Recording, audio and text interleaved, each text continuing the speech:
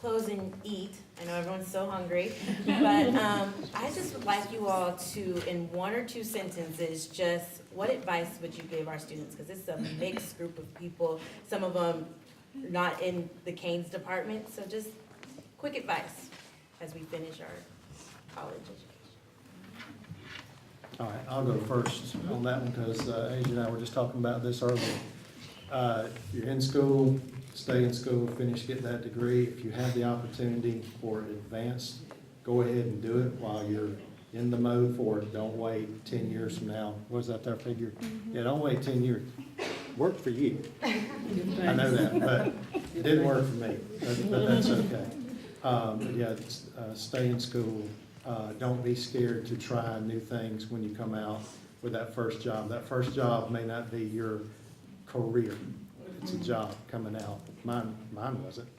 I worked at a drugstore. That didn't work out, but that was fine. But yeah, don't be scared to try something coming out of the chute of college or an advanced degree.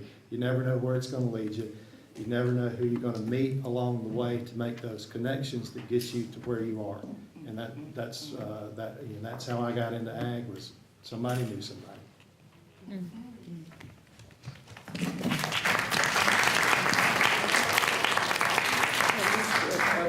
A couple quick things. One, you are enough. You got to understand that. You are enough. You can do anything. You can. I know it's kind of cliche, but you really can do anything else. Anything you want. There will be blowback because you're entering spaces that aren't familiar with intelligent, people of color.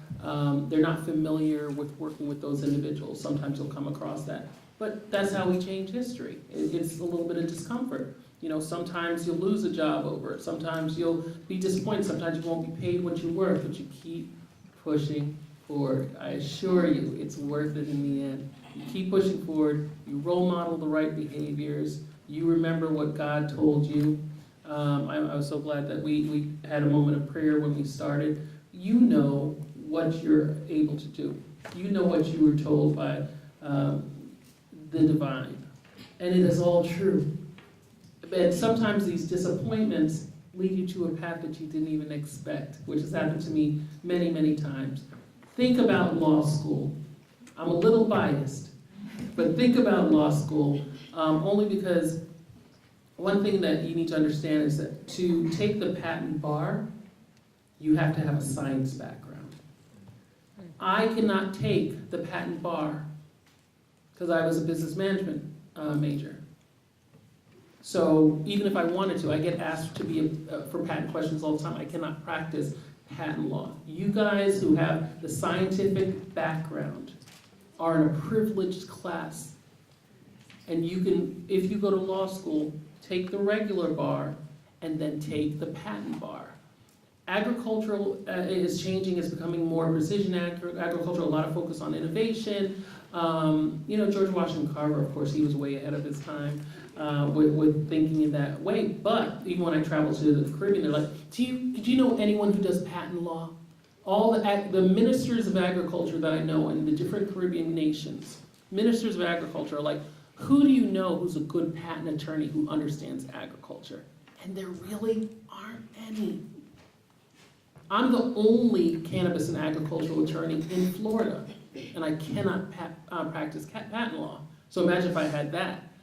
So I want you to even, not every lawyer goes to court. Not every lawyer argues. I never go to court. I never dress up for court.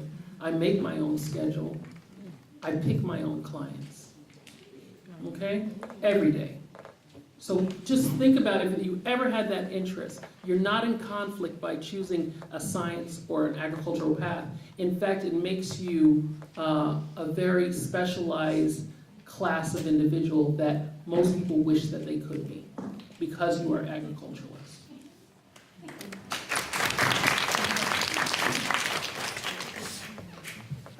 Well, some advice that I would give, and it's definitely probably biased to veterinarian school because I know there are some out there with the dream goal desire to go to vet school.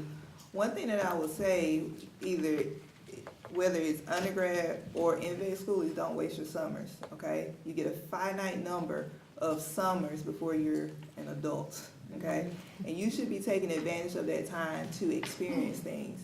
I think you have to have an experience before you say you don't want to do something. You have, either you really don't like it, that's different. Like if you just know that's not my cup of tea, that's fine. But if you don't take the chance and take any opportunity that comes across your door, then you won't know. I spent 2 of the first summers of vet school up in Kalamazoo, Michigan, with, it's Zoetis now, Pfizer, with the Pfizer pharmaceutical company. Never thought I'd be at a research facility in a lab doing PCR gels. But the exciting part was I got to go to a swine facility. I got to work with horses in their research departments. It's how I know that I did not belong in a research lab. But they paid good money, and it was a wonderful experience, and I love up north in the summer. All those things that I discovered about myself. And so don't waste your summers, don't turn down opportunities, because you never know the people it'll connect you with. Because if I do decide to do pharmaceuticals, I will pull from that experience and at least have that, to boost myself up, I guess. The second thing that I will say too is kind of just going back to the way I answered the question, is that don't get lost.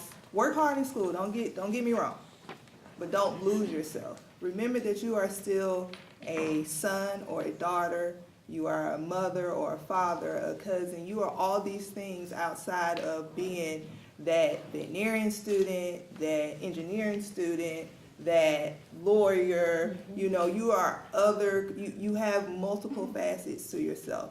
Don't forget that part, because before you know, it'll be 15, 20 years down the road, and you may be wonderful in your profession, but what does it stand for you personally? What does that mean? Who are you? Because when people ask who you are, I swear to you, I don't say I'm a veterinarian. That's the last thing I want you to know about me, honestly. But I am a mother of a 15-year-old boy. That's my proudest thing. That's probably the first thing that rolls out of my mouth. And I'll probably complain a little bit, but it's because I love them so much. But just don't forget who you are outside of what you're working hard to do. Because I promise you, like she's saying, be yourself. You'll make a change in the world if you just remember yourself and take care of yourself.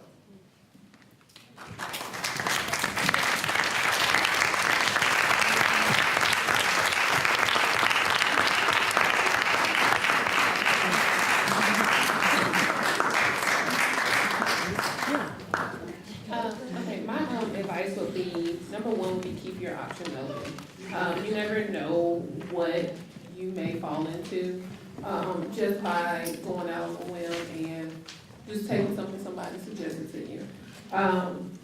Along with that is when you do take those, impromptu positions, put your best foot forward at all times. Because you never know who you're working for, who you may meet, who may lead you into a career path that you may love at one point in time. And my last thing would just be enjoy these last few weeks or years of college. There will be a time when you are surrounded by so many people your age that are working toward bettering themselves and bettering the environment. So enjoy the little bit of time that you do have left and just have fun.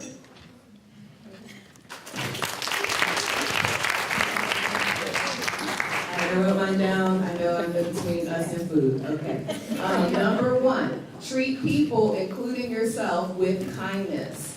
I don't care how smart you are, how much you know, how much money you have. If you are a trash person, people are not going to want to be around you. They're not going to want to spend time with you. You're not going to find a good partner. You're not going to have the promotion that you want. So treat people with kindness. Number two, please start a business. Even if you work for someone, the only way to get ahead fiscally in this country is to learn how to utilize the tax code to your advantage. And the only current way to utilize the tax code to your advantage is to be a business owner and to be able to take advantage of the tax credits that are available to you. So understand the basics of financial literacy and understand the U.S. tax code. Number three, seek to serve a higher purpose. seek to serve a higher purpose. Make sure that you're doing more than just making a good life for yourself. And the last one is kind of a fun thing that I'm interested in. But get your drone license. It's really cheap, and drone pilots make like $70K, and it's like $1,000 investment. So way cheaper than what you're paying for school, and you can make $60, $70K.